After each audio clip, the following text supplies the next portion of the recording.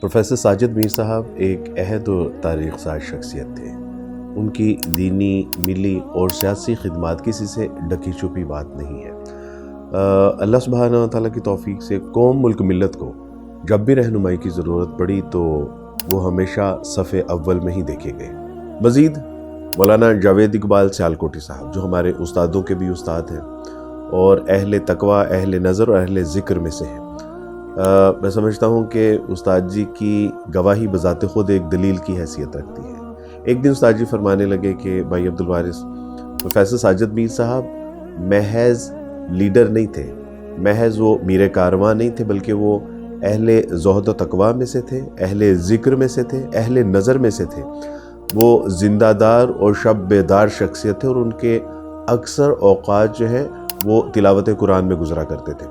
یقیناً پروفیسر ساجد میر صاحب کے نامہ اعمال میں بہت سارے نیک اعمال ہوں گے، لیکن انہی نیک اعمال میں ایک عمل ایسا ہے کہ جو شاید عوام الناس کے سامنے آج سے پہلے نہیں ہوگا، اور وہ یہ ہے کہ جب میں عیسائی تھا تو ہمارے ایک دوست محترم بھائی شاہین صاحب مجھے دعوت اسلام کے لیے تشریف لاتے۔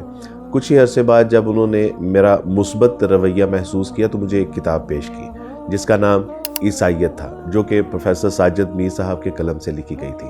وہ نہایت مفید کتاب تھی، لیکن ایک کڑوی گولی تھی جس کو نگلنا مشکل تھا، لیکن جیسے ہی میں نے اس کو پڑھا، سمجھا، وہ میرے لیے باعث شفا ٹھہری۔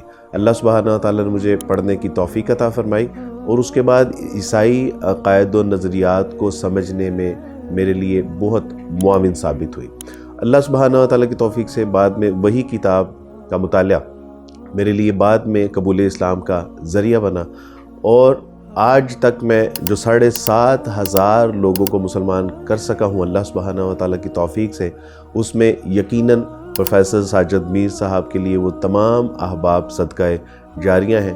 مزید اللہ سبحانہ تعالیٰ سے دعا ہے کہ اللہ سبحانہ تعالیٰ دعوت اسلام کے کام کو بڑھ چڑھ کے کرنے کی توفیق عطا فرمائے، اور اس سارے کام کو اللہ سبحانہ تعالیٰ پروفیسر ساجد میر صاحب کے لیے صدقہ جاریہ بنائے اور ان کو جنت الفردوس میں اعلیٰ مقام عطا فرمائے۔